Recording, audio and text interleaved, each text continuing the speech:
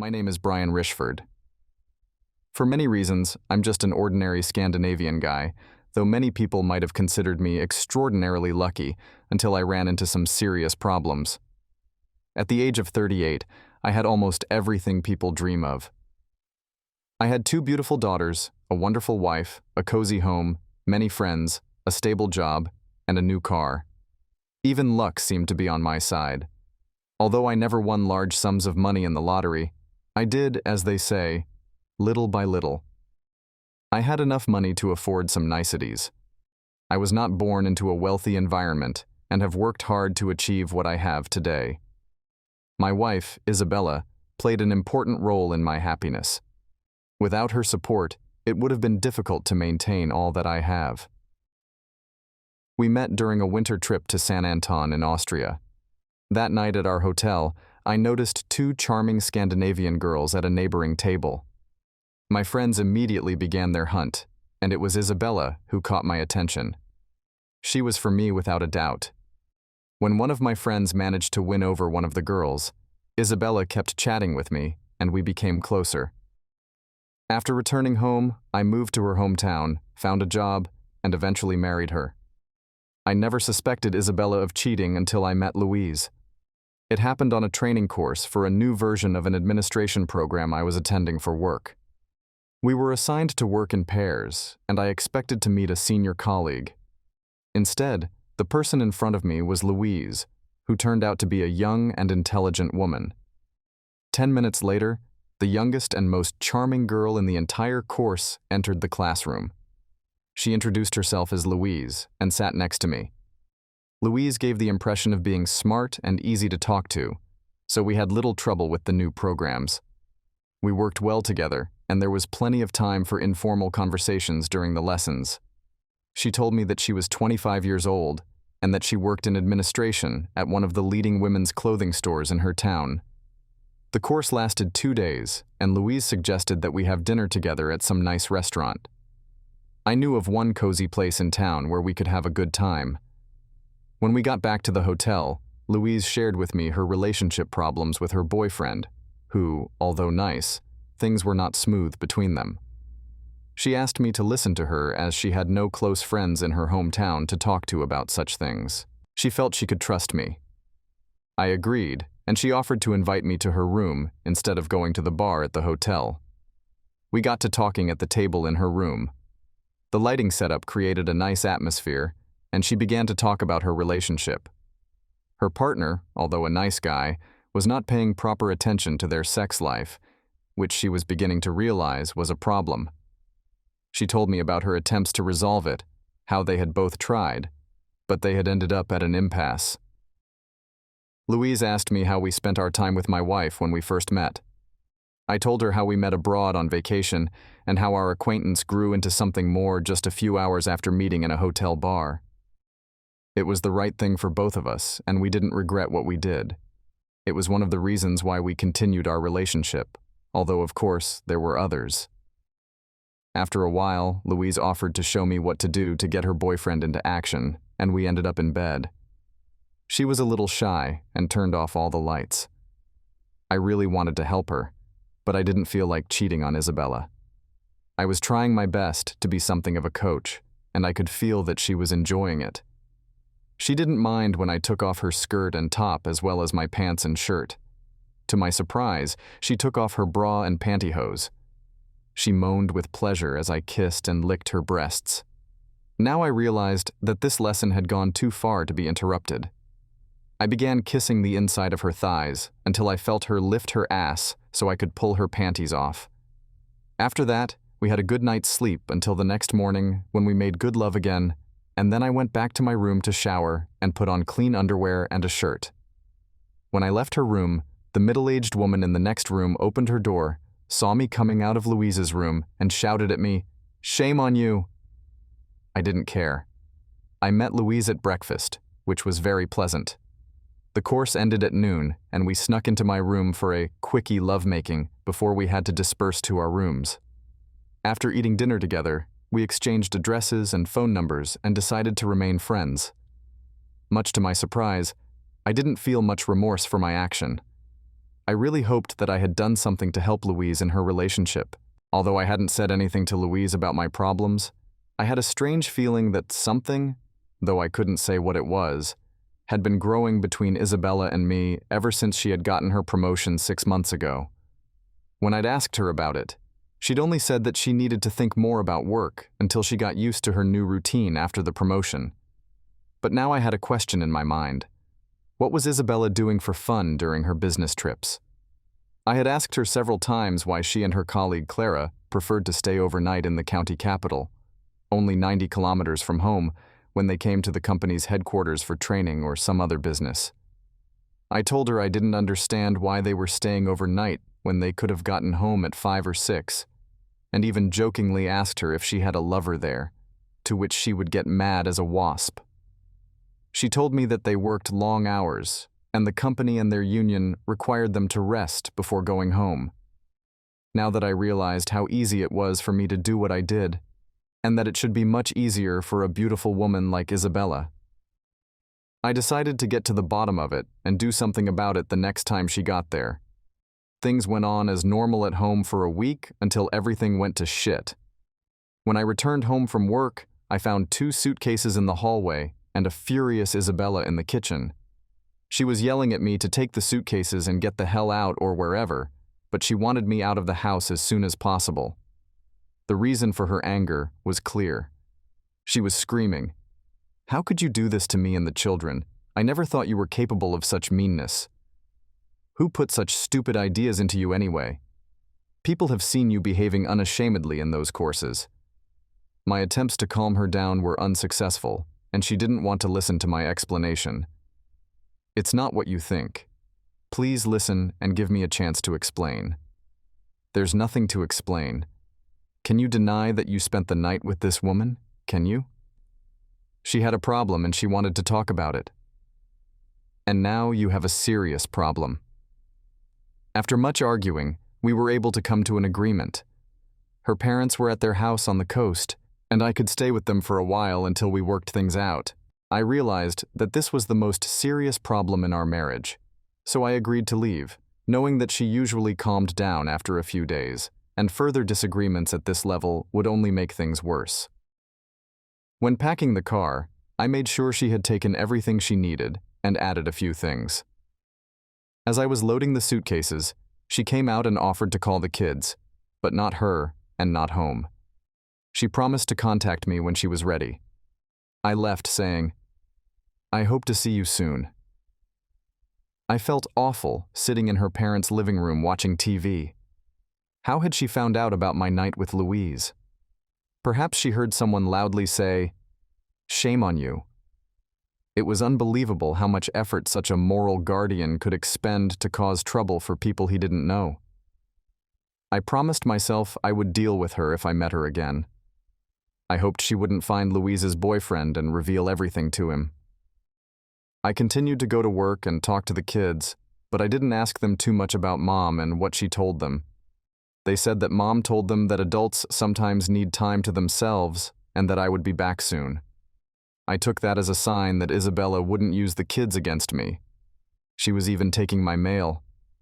I missed her and was sure I would never cheat on her again if everything ended well. To my surprise, Louise called me one day and asked me some questions about what we had learned on the course. I was glad to hear her voice again, and after we discussed her problem, I asked if the situation with her boyfriend had improved. You could hear the sadness in her voice when she said it had only gotten worse. After returning home, she confessed to him that she missed him very much. The first night home, she tried to interest him in sex, but got no response. When she asked why, he replied that he loved her very much, but sex was not important to him. She suggested that he find a lover, but she refused and demanded that he see a doctor. He refused. She gave him an ultimatum: go to the doctor at a time she had chosen for him, or their relationship would end. That time was set for 11:45 the following Monday morning. When Louise asked about my wife and I told the truth. Isabella had kept me at a distance for some time, but I felt it was time to work things out. She said she regretted what had happened and asked if I had been angry with her. I assured her that nothing was her fault and that I didn't regret what had happened because it seemed right at the time. My words lifted her spirits, and she expressed hope that Isabella wouldn't cause more problems. When I mentioned that my wife and I might end our relationship, she asked, "What will you do if that happens?" I replied with surprise, "I thought you said you were going to find the right mister and get married." "No, I haven't told him my plans yet. My boyfriend is still my first choice if he notices our problems." We ended the conversation agreeing that we would call each other next week if we learned anything new. After talking to Louise, I had mixed feelings. Talking to her had lifted my spirits, but I felt sorry for her because our evening on the course hadn't done her any good. I couldn't help but feel a slight envy for whoever would turn out to be her right mister if her boyfriend didn't understand the gravity of the situation. In less than an hour, Isabella called me and suggested we meet during lunch. She suggested I grab a salad from a popular takeout cafe and meet at a park near her work. I agreed. She didn't say another word, and I was a little nervous trying to figure out what she wanted. I arrived a few minutes early, and she arrived exactly at the appointed time. She was well dressed in a short skirt and jacket. Sitting next to me, she crossed her long legs. She was attractive, and I noticed that the men passing by could not take their eyes off her beautiful legs. She also noticed this and smiled cheerfully at the passing men. Her friendly attitude towards me gave me a slight hope that our problems might be settled. "I love you, Isabella. Forgive me, and let's go back to being friends. Please, Isabella, can we?" I said. She looked at me silently for a few seconds before answering, "My feelings for you aren't gone yet, but I want to try dating you for a while longer before making a final decision about our future. What do you say we start our relationship tonight at my annual organizational party? Spouses are invited, and I've already put you on the list. I'll do whatever I can to save our marriage." "Okay, I'm willing to try if we can avoid arguments. That would be a good start. I hope it will be a pleasant evening." "I hope so too, but only if you accept my conditions for our first date." Conditions? Isn't good behavior enough? But her conditions were that I had to be sober all evening, meet her at her co-worker Clara's house, and drive them to the party and then home. I was a little puzzled by her demands and offered to invite my friends to our house if I couldn't go to Clara's. But she responded more sharply, "No thanks. Accept my terms or forget our date." I had no choice but to agree, for I really wanted to win her back and save our marriage. The annual Employees' Organization Party was one of the most popular events in the small town, thanks to the famous dance bands invited by the union and the free tickets and drinks. It was the only way for many union members to stay connected to the organization. Office workers from different companies met, and new acquaintances were made, both short and long-term. Some relationships ended when the idea of greener grass was glimpsed. I arrived at Clara's house on time that evening, and soon Isabella came out, accompanied by an attractive woman and two men. One of them sat in the front seat, Isabella in the middle of the back seat, and the other on her right, with his arm around her. They were joking around and paid no attention to me. When one of them tried to smoke, I reminded him of the no smoking in the car policy, but Isabella backed him up. Pulling over, I allowed smoking outside the car. Apparently, he was Clara's husband, as she asked me to let him pass. We continued on to the hotel where the party was being held. Another argument ensued when I drove to the parking lot instead of the main entrance. Isabella began to lash out at me, ignoring me. I began to feel uneasy.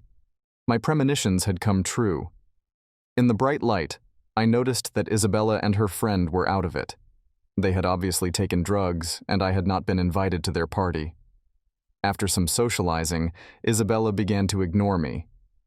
Dinner came, and Isabella's boyfriend took the seat next to her, making me feel helpless. I patted him lightly on the shoulder and said, "Sorry, Chris, but this seat is taken." Everyone at the table started to smile, and Isabella tossed in, "Be a good boy and find another seat at another table. We'll talk to you later." This brought loud laughter from the others. I got fed up and shouted in a loud voice, looking around for public attention, "Leave this seat until I count to 3." I don't think they expected me to react that way, because the laughter stopped and Chris didn't try to get up. 1, 2, 3. On the third punch, I hit him hard in the face with my fist, and he fell backwards off the chair. I grabbed his hair to prevent him from falling, but only had time to grab the wig when he fell and hit his head. I threw the wig on the table, causing him to scream. As he lay there, I couldn't help myself and kicked him in the balls. He groaned, and I poured a bucket of ice water on him, took the tablecloth and raised it high so that everything on the table fell on him and Clara. I shouted, "So much for your games, you freaks." Isabella started yelling, "I'll divorce you." "I look forward to it," I replied. "You're an addict, Isabella. You're going to regret kicking me out of the house." No one tried to stop me as I left the gym. In the car on the way to Isabella's parents' house, I felt remorse. But then I realized, well, she did it. As I approached Isabella's house, I picked up my things and hurried to my house. The kitchen was dark, but I found a bucket of ice, a tray of glasses, and strawberries on the table. One glass was separate. Something didn't seem right here. Deciding to look around the house more closely, I didn't notice anything unusual in the living room. In the bedroom, however, there was a new red sheet on the family bed and large bouquets of red roses on both nightstands. Isabella had clearly prepared the room for a romantic evening, but the question remained, who would be the lucky recipient of the night? After her behavior the evening before, it was unlikely that it would be me. Could it be the hairdresser I had punished? Now it was clear why there were 3 glasses of champagne. The third glass was probably intended for me while she and her barber slept in my bed. Isabella must have lost her mind if she thought I would consent to such humiliation in my own home. So she arranged this absurdity at the party. She knew that several of the guests at the party were members of my golf club, and who wouldn't want to test me if I showed myself to be the weakling she expected me to be? How could she hate me so much a few hours after a pleasant lunch in the park? Divorce was apparently the only solution. I folded the red sheets and placed them on the doorstep along with her belongings and a note. Isabella's brothel has moved to a new location. Address unknown. Then I locked all 3 doors from the inside so that they could not be opened even with a key from the outside. A few minutes later, she arrived in a cab, noticing her belongings and the note on the doorstep. She called someone on her cell phone but did not attempt to enter. The cab took her away a few minutes later. If Isabella had managed to do what she'd done tonight, she might not even have been able to pretend to be a lady when she drove to the main office with Clara. I questioned her silly explanation that it was a union requirement that they not drive when they were tired after work. If Clara and Isabella could have taken a drug before the party, possibly cocaine, what could they have done alone in the county capital? I decided to investigate more thoroughly, starting with her personal belongings.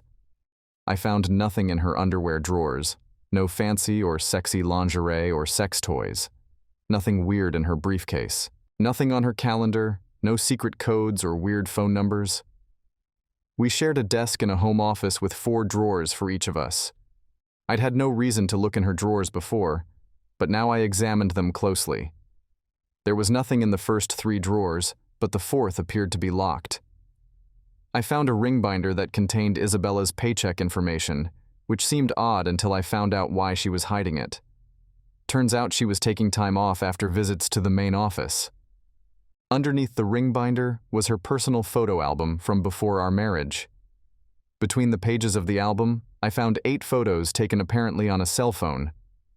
The photos were printed on a high-quality printer and confirmed my worst suspicions. 2 photos showed Isabella with a man in a bar, probably a stripper. The next 2 were in a hotel room where she was with a curly, yellow-haired man.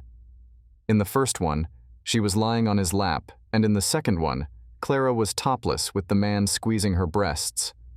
The next 3 images were taken at the hotel. In the first image, Isabella was topless, with a man in a white shirt and red tie next to her. In the next picture, the same man is already naked and sleeping with Clara. In the last picture, both Clara and Isabella were sitting naked on the couch. Upon closer inspection, I discovered the time and date on the pictures.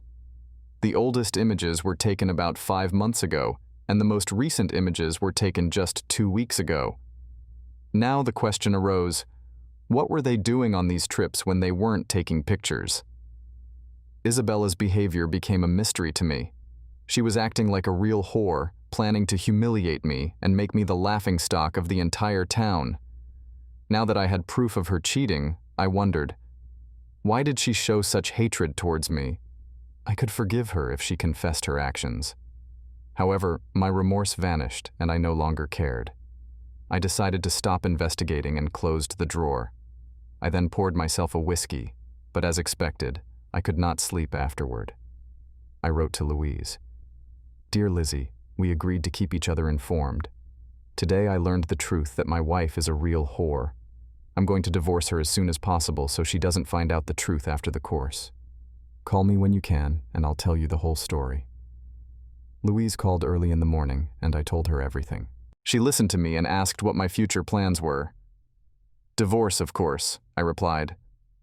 My boyfriend refused to go to the doctor, so I left him, Louise said. Let's meet and discuss our plans, I suggested. Accepted, she replied. The next day, we arranged to meet at a hotel near her hometown. Then Isabella called me, clearly furious, and started yelling about the scandal at the party, blaming me for all the trouble, as if I was the sole culprit for the chaos. I replied to her, By the way, have you gotten your brothel equipment off my doorstep yet? When are you going to leave this house? Probably before the new owner moves in. Are you interested in buying it? You're only getting worse and worse. What do you want? Just get out of here.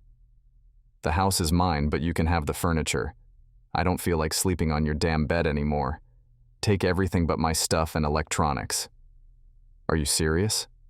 Absolutely. And the kids? That's up to them, but I'm assuming you'll stay with them. Your parents' house will be fine as a temporary place to live until you find your own. So you're okay with the divorce I mentioned? Of course not. That was the only sensible thing you said while intoxicated. It's not what you think it is. I'm afraid it's worse than that. Goodbye. 10 minutes later, Isabella called again and asked me to pick up my car, clothes, and a few other things. I agreed, loaded everything she asked for, and parked the car on the street with the keys on the steering wheel. In the trunk, I left her slutty paraphernalia. She came in a cab and picked up her car. Later, Louise called and suggested we meet after lunch. I agreed and went to the hotel. We had a pleasant time walking around and discussing our problems, which made us both feel lighter. After a romantic dinner, we decided to call it a night to end this early evening. Once back at the hotel and in bed, Louise became serious and asked me about my plans for the future. Did I want to give Isabella time to calm down and try to win her back?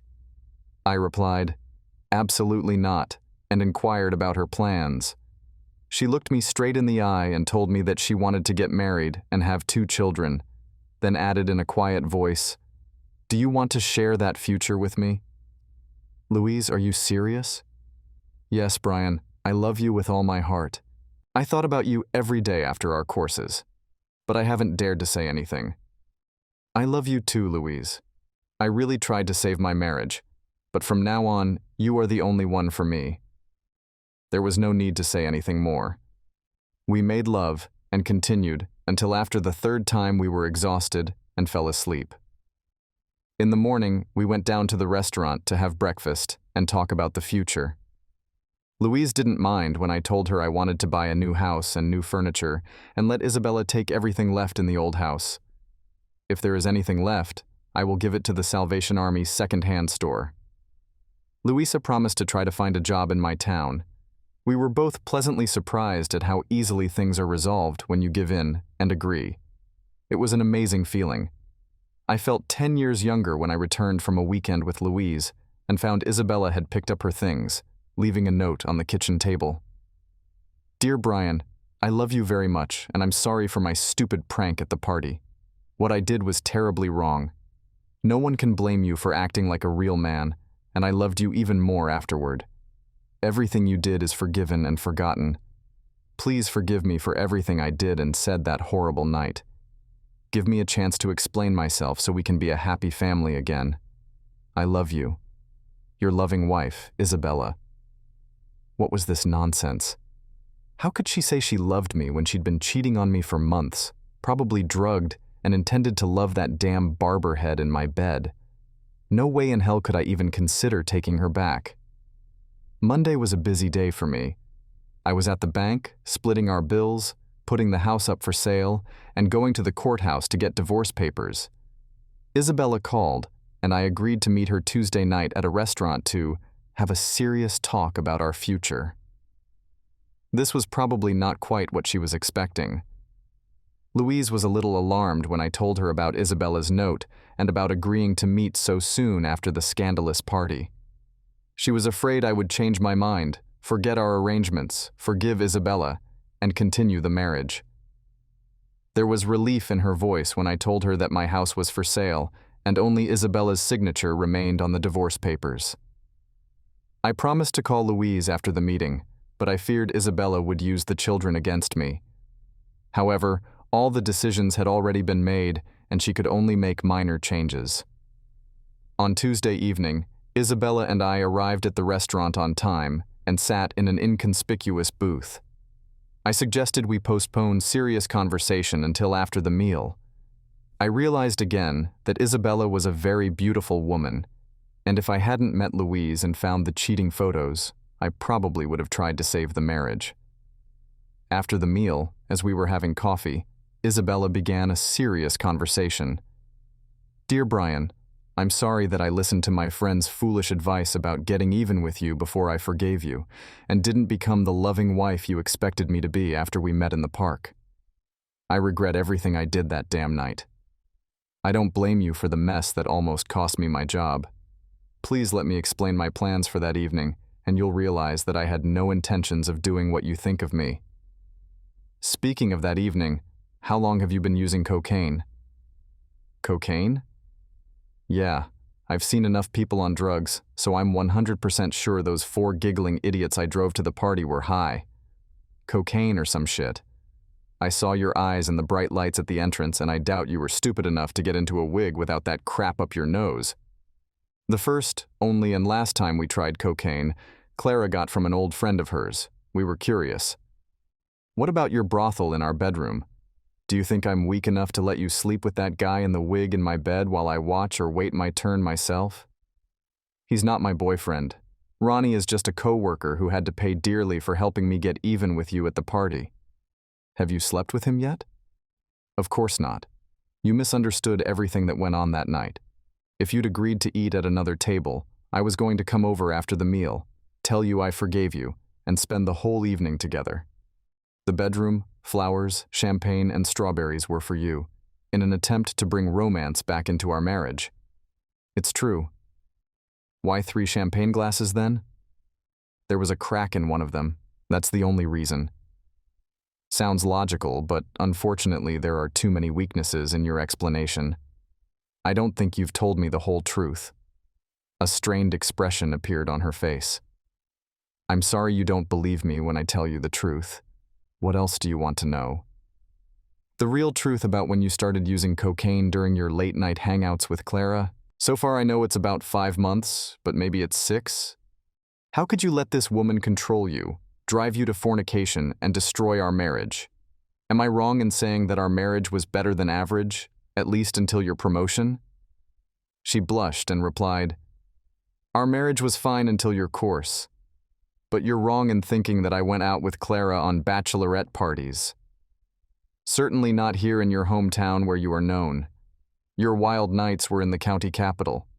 I checked with your job and the union, and there are no rules there requiring you to stay overnight after a visit to the main office. The main office said that on some days you were ready as early as 3 o'clock and could be home no later than 4:30 or 5. There was almost no reason for you to stay there overnight for rest. I know that on the following days, you and Clara would take a few hours off from work for a rest and pay for the hotel with your own money, or someone would pay for you. Let's just say, as payment for your services. Are you accusing me of something?" I opened my briefcase, put her intimate photo on the table and said, "Yes, that's me." Isabella was beginning to realize that the game was coming to an end. I saw no reason not to get right to the main point.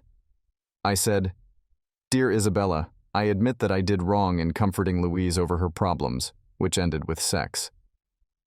Although cheating is never justified, I won't regret it because it opened my eyes to your drugs and cheating. I really loved you before that damn union party and was happy I had a chance to save our marriage when I met you in the park." Why, Isabella? Why these silly games after my course? If you had confessed your adultery instead of pretending to be hurt, we could have gotten even and saved our marriage. Why didn't you? Why did you, like a goddamn whore, humiliate me in the worst possible way? If you had any sense left in your drugged brain, you'd realize that I'm not a spineless wimp. Unfortunately, under the circumstances, divorce is the only thing left for us. She began to sob. I can explain the picture. It is not what it appears to be. My only intention with Ronnie was to tease you for a short time. Please let me explain and forgive me. I don't care one bit about your head of hair. I'm talking about all the other cheating you've done. I gave her the spanking photo. She realized the game was over and started crying, but remained seated in the booth. When she calmed down a bit, I told her about my offer to share our stuff. She accepted my terms and realized that all the lawyer could do was write a big bill. She signed the papers I had in my briefcase. We sat in the booth for another half hour until she calmed down enough to drive home. We then agreed to meet in a few days to clarify further and parted ways. It was a horrible evening even for me. I had left the mother of my children, a beautiful woman with whom I had spent many happy years. Returning to an empty house that was usually filled with happy voices and laughter brought a feeling of complete emptiness. I felt like a real asshole, but realized that this was the only possible alternative. After resting for about an hour, I called Louise. She understood my feelings because her own breakup with her boyfriend had been far from easy. We talked for a couple hours, and it made us both feel better. The next day, I sent brightly colored copies of photos of Clara in intimate situations to her husband, along with a short letter. Dear Cuckold, I didn't like it when you and your wife humiliated me at the union party.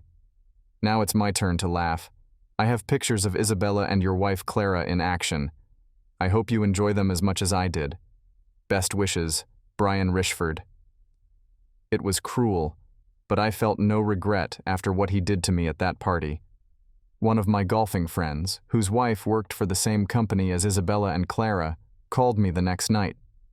He said that most of the people at the party supported me, and Isabella's gang left just a few minutes after I did. His wife told him that Isabella was no longer popular in the office.